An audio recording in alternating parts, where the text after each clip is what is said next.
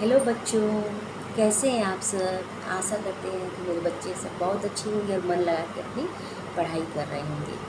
तो बच्चों, आज हम लोग एनसीईआरटी सब्जेक्ट हिंदी क्लास 6 का जो दूसरा अध्याय है बचपन, उसको आज हम लोग पढ़ने जाएंगे। ठीक है बच्चों, तो आप लोग ध्यान से सुनिएगा और इस चीज़ को समझिएगा। ठीक है बच्चों, शुरू करें।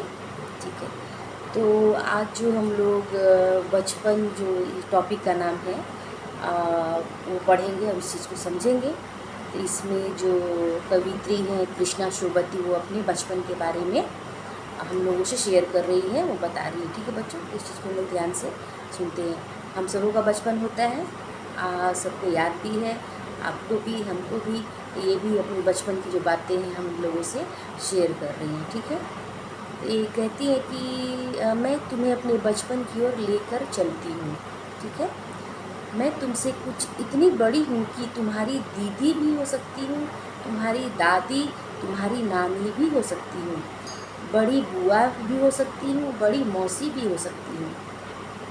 परिवार में मुझे सभी लोग जीजी कहकर ही पुकारते हैं। तो इनको, इनके परिवार में सब लोग जीजी कहकर पुकारते थे कृष्णा शोभती जी को। हाँ, मैं इन दिनों कुछ बड़ा बड़ा यानी उम्र में सयाना महसूस करने लगी हूँ। शायद इसलिए कि पिछली शताब्दी में मैं पैदा हुई थी। ये अपने आप को सयाना इसलिए महसूस करती हैं क्योंकि ये हम लोगों से बहुत पहले इनका जन्म हुआ था। ठीक है, मेरे पहनने ओढ़ने में भी काफ़ी बदलाव आए हैं। पहले मैं रंग बिरंगे कपड़े पहनती रही हूँ, नीला, जामुनी, ग्रे, काला, चॉकलेटी। ये बता रही है जो कपड़े जो पहनती थी उसके कलर क्या क्या थे, नीला, जामुनी, ग्रे, काला और चॉकलेटी। अब मन कुछ ऐसा करता है कि सफ़ेद पहनूं। अब जैसे ये काफ़ी दराज हो गई थी, इनको अब क्या मन करता है, सफ़ेद रंग के कपड़े पहनने का। ठीक है, गहरे नहीं, हल्के रंग के। मैंने पिछले दशकों में तरह तरह की पोशाकें पहनी हैं। पहले फ्रॉक, फिर नीकर वॉकर, स्कर्ट, लहंगे, गरारे और अब चूड़ीदार और घेरदार कुर्ते। अब ये क्या पहन रही हैं, चूड़ीदार और घेरदार कुर्ते। बचपन में कुछ फ्रॉक तो मुझे अभी तक याद है। ये बताती हैं कि बचपन में जो कुछ फ्रॉक पहनती थी इनको अभी तक याद है। हल्की नीली और पीली धारी वाला फ्रॉक, गोल कॉलर और बाजू पर भी गोल कफ। एक हल्के गुलाबी रंग का बारीक चुन्नटों वाला घेरदार फ्रॉक, नीचे गुलाबी रंग की फ्रिल। ये सब बता रही कि ये इस तरह की फ्रॉक को पहन चुकी है, इनको अभी भी याद है। उन दिनों फ्रॉक के ऊपर की जेब में रुमाल और बालों में इतराते रंग बिरंगे रिबन का चलन था। उस समय फ्रॉक के में जो जेब रहता था बच्चों, उसमें रुमाल रखती थी ये, और रंग बिरंगे रिबन लगाती थी अपने बालों में। लेमन कलर का बड़े प्लेटों वाला गर्म फ्रॉक जिसमें नीचे फर टंगी रहती थी। गर्म ठंडे के दिनों में ये जो फ्रॉक पहनती थी वो लंबा रहता था और उसके नीचे जो घेरे उसमें फर टकी रहती थी। ठीक, फर जो रोए की तरह जो होती है वो। दो ट्यूनिक भी याद है, एक चॉकलेट रंग का और अंदर की कोटी प्याजी, दूसरा ग्रे और उसके साथ सफ़ेद कोटी। ठीक है, मुझे अपने मोजे और स्टॉकिंग भी याद है। ये बताती है कि मुझे अपने मोजे भी याद है और स्टॉकिंग भी याद है।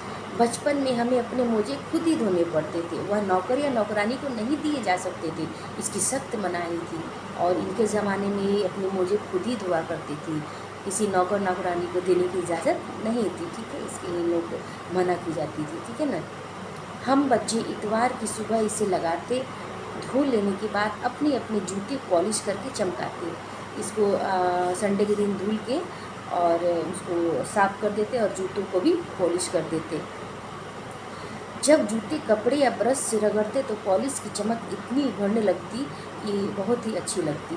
सरवर, मुझे आज भी बूट पॉलिश करना बहुत अच्छा लगता है।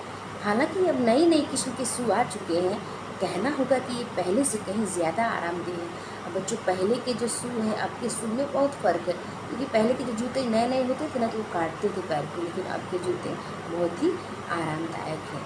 ठीक है, हमें जब नए जूते मिलते उसके साथ ही छालों का इलाज भी शुरू हो जाता। ये बताती हैं कि जब नए जूते इनको मिलते थे तो इनके साथ छालों के इलाज भी हो जाती थी शुरू, मतलब पैर में छाले पड़ जाती थी तो उनकी मम्मी उनको क्रीम दवा लगाती होंगी, तो वही वो बता रही हैं।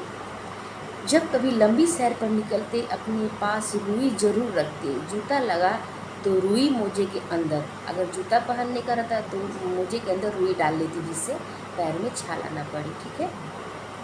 हाँ, हमारे तुम्हारे बचपन में तो बहुत फ़र्क हो चुका है। हम शनिचर को हमें ऑलिव ऑयल या कैस्टर ऑयल पीना पड़ता था। अब हर शनिवार के दिन के जो गार्जियन थे, जो माता पिता थे, इनको ऑलिव ऑयल या कैस्टर ऑयल पिलाया करते थे बच्चे, जिससे मतलब बीमार नहीं पड़ते। इसके लिए यह एक मुश्किल काम था। शनिचर को सुबह से ही नाक में सी गंध आने लगती, और जब सुबह होती थी, शनिवार आता था, तो सुबह से इनके नाक में गंध आने लगती कि आज तो हमको पीना ही पड़ेगा ऑलिव ऑयल। ठीक है। छोटे शीशे के गिलास जिन पर ठीक खुराक के निशान पड़े रहते थे, छोटी सी गिलास होती थी, उसमें कितना दवा पीना वो निशान लगा रहता था। ठीक है। उन्हें देखते ही मितली होने लगती, उसको देखते ही क्या होता, उनको जी मुचलाने लगता उल्टी उल्टी की तरह कि अब तो हमको ये ऑयल पीना ही पड़ेगा। मुझे आज भी लगता है कि अगर हम ना भी पीते तो वो शनिवार दवा तो कुछ ज़्यादा कुछ बिगड़ने वाला नहीं था। ये कहती कि अगर हम लोग नहीं भी पीते हो तेल तो ज़्यादा कुछ हम लोग के स्वास्थ्य पे फ़र्क नहीं पड़ता। तुम्हें बताऊंगी कि हमारे समय और तुम्हारे समय में कितनी दूरी हो चुकी है, यहाँ तक कि बचपन की दिलचस्पियाँ भी बदल गई हैं। अब पहले के माहौल में और पहले की हर चीज़ में, समय में बहुत अंतर हो चुकी है आज की तुलना में। पहले का जो समय था उस समय और आज के समय में हर चीज़ में अंतर हो गया बच्चों। टेक्निकल सुविधाएं, मतलब समझो कि हर तरह से आप लोगों को मतलब मालूम ही है। ठीक है। याद रहे उन दिनों कुछ घरों में ग्रामोफोन थे, रेडियो और टेलीविज़न नहीं थे। क्या थे? ग्रामोफोन थे, और रेडियो टेलीविज़न बहुत ही कम देखने को मिलते थे। हमारे बचपन की कुल्फ़ी आइसक्रीम हो गई है। जो बचपन में वो कुल्फ़ी खाती थी वो अब क्या, अब आइसक्रीम प्रचलन में हो गया। नहीं, आइसक्रीम वाला आ गया, आइसक्रीम वाला आ गया। नहीं बच्चों, कचौड़ी समोसा पैटीज़ में बदल गया। और कचौड़ी समोसा किसमें बदल गया बच्चों? पैटीज़ में। शहतूत और फल से और खसखस के जो शरबत है वो कोक और पेप्सी में बदल गया है। सही है ना। उन दिनों कोक नहीं, लेमनेट विंटो मिलती थी। शिमला और नई दिल्ली में बड़े हुए बच्चों को बेंगर्स और डेविको रेस्टोरेंट की चॉकलेट और पेस्ट्री मज़ा देने वाली होती। हम भाई बहनों की ड्यूटी लगती शिमला मॉल से ब्राउन ब्रेड लाने की। ये लोग जो भाई बहन थे, इन लोग मतलब उनके माता पिता कहते थे कि जाओ वहाँ शिमला मॉल से ब्राउन ब्रेड लेकर आओ। ठीक है। हमारा घर मॉल से ज़्यादा दूर नहीं था, एक छोटी सी चढ़ाई और गिरजा मैदान पहुँच जाते।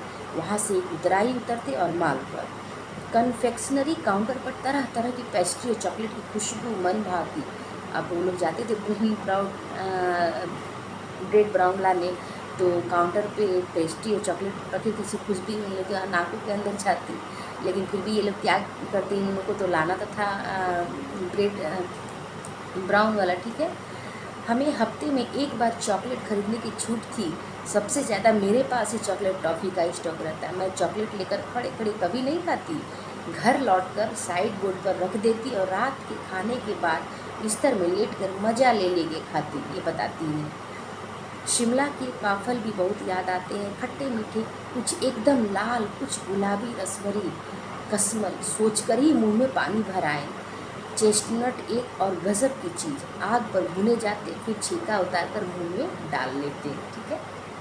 चने ज़ोर गरम और अनारदाने का जून। हाँ, चने ज़ोर गरम की पुड़िया तो तब भी थी और अब भी नज़र आती है। पुराने कागज़ों से बनाई हुई इस पुड़िया में नीरा हाथ का कमाल है।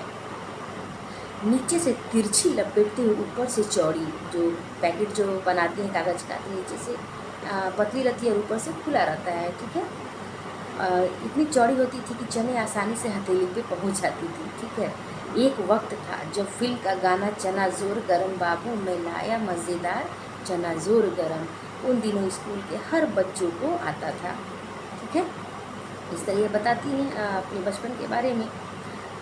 छुटपन में हमने शिमला रिज पर बहुत मज़े किए हैं, घोड़ों की सवारी की है। शिमला के हर बच्चे को कभी न कभी यह मौका मिल ही जाता था। ये बताती थी शिमला में रहने वाले हर बच्चों को कभी न कभी इसका मौका मिल ही जाता था घोड़ों पर सवारी करने का। ठीक है। शाम को रंग बिरंगे गुब्बारे, सामने जाखू का पहाड़, ऊंचा चर्च, चर्च की घंटियाँ बजती तो दूर दूर तक इसकी गूंज फैल जाती। लगता है इसके संगीत से प्रभु यीशु स्वयं कुछ कह रहे हैं। ठीक है। सामने आकाश पर सूर्यास्त हो रहा है, गुलाबी सुनहरी धारियाँ नीले आसमान पर फैल रही है। ये वर्णन कर रही हैं वहाँ की प्रकृति का, ठीक है ना बच्चों। दूर दूर फैले पहाड़ों के मुखड़े गहराने लगे और देखते ही देखते बत्ती टिमटिमाने लगी। रीच पर की रौनक और मॉल की दुकान की चमक के भी क्या कहने, स्कैंडल पॉइंट की भीड़ से उभरता कोलाहल, ठीक है। सर्वर स्कैंडल पॉइंट के ठीक सामने उन दिनों एक दुकान हुआ करती थी, बता रही है, जिसके शोरूम में शिमला कालका ट्रेन का मॉडल बना हुआ था। इसकी पटरियाँ, उस पर खड़ी छोटे छोटे डिपो वाली ट्रेन, एक और लाल टिन की छत वाला स्टेशन और सामने सिग्नल देता खंबा, थोड़ी थोड़ी दूर पर बनी सुरंगें। इस तरह बच्चों अपने बचपन के बारे में ये बता रही हैं कि जब ये शिमला में रहती थी उसमें क्या क्या मतलब चीज़ इनके साथ हुई, मतलब बचपन की यादें इसको ये शेयर कर रही हैं, ठीक है बच्चों। अब बच्चों यहाँ एक दुकान भी थी जहाँ से इनका पहला चश्मा बना था, मतलब इनको चश्मा लगा था ना, तो वहाँ जो आँख के डॉक्टर थे वो कौन थे, अंग्रेज़ थे। शुरू शुरू में चश्मा लगाना बड़ा अटपटा लगा। छोटे बड़े मेरे चेहरे की ओर देखते और कहते आँखों में कुछ तकलीफ़ है, इस उम्र में ऐनक, दूध पिया करो। मैं डॉक्टर साहब का कहना दोहरा देती, कुछ देर पहनोगी तो ऐनक उतर जाएगी। डॉक्टर साहब इनको कहते कि अरे बच्चा कुछ दिन पहनोगी तुम्हारी जो चश्मे हैं उतर जाएंगे। लोगों से भी यही कहती, नहीं नहीं डॉक्टर साहब ने कहा है कि कुछ दिन पहनूंगी ना उसके बाद मेरे चश्मे उतर जाएंगे, ठीक है। वैसे डॉक्टर साहब ने पूरा आश्वासन दिया था, लेकिन चश्मा तो अभी तक नहीं उतरा। ये आज तक भी मतलब चश्मा पहनती रही है, ठीक है। नंबर बस कम ही होता रहा, बस इसे नंबर इसके कम होते गए चश्मे का नंबर। मैं अपने आप इसकी ज़िम्मेदार हूँ। ये बताती है कि चश्मे की ज़िम्मेदार मैं खुद हूँ। क्यों? जब आप दिन की रोशनी को छोड़कर रात में टेबल लैंप के सामने काम करेंगी तो इसके अलावा और हो ही क्या सकता है। मतलब बिना चश्मे लगे तो कुछ उपाय है नहीं अगर हम अंधेरे में काम करेंगे। हाँ, जब पहली बार मैंने चश्मा लगाया तो मेरे एक चचेरे भाई ने मुझे छेड़ा, देखो देखो कैसी लग रही है। इनका एक चचेरा भाई था, इनको बहुत छेड़ता था जब चश्मा लगाती थी। आँख पर चश्मा लगाया ताकि सूझे दूर की, यह नहीं लड़की को मालूम सूरत बनी लंगूर की। इन्होंने एक शेर बना दिया उनके पति, जो चाचा के लड़के थे, उनको छेड़ते तो बोल के। मैं खिजी कि मुझ पर यह क्यों दोहराया जा रहा है, पर शेर बुरा न लगता, मतलब इनको गुस्सा भी आता, लेकिन ये शायरी इनको अच्छी भी लगती थी। जब वो चाय पीकर चले गए तो मैं अपने कमरे में जाकर आईने के सामने खड़ी हो गई। कई बार अपनी को देखा, ऐनक उतारी, फिर पहनी, फिर उतारी, देखती रही, सूरत बनी लंगूर की। नहीं नहीं नहीं, हाँ हाँ हाँ, ये मतलब आईने के सामने से बात करने लगी।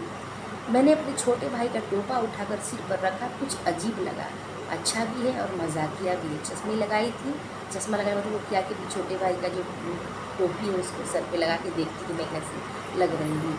तब की बात थी, अब तो चेहरे के साथ खुल मिल गया है चश्मा। कहती है तब की बात थी, लेकिन अब तो चश्मा चेहरे के साथ खुल मिल गया है। अब वो चश्मा नहीं लगाती तो मतलब कुछ खाली खाली सा लगता था। याद आ गया वह टोपा, काली फ्रेम का चश्मा और लंगूर सी सूरत।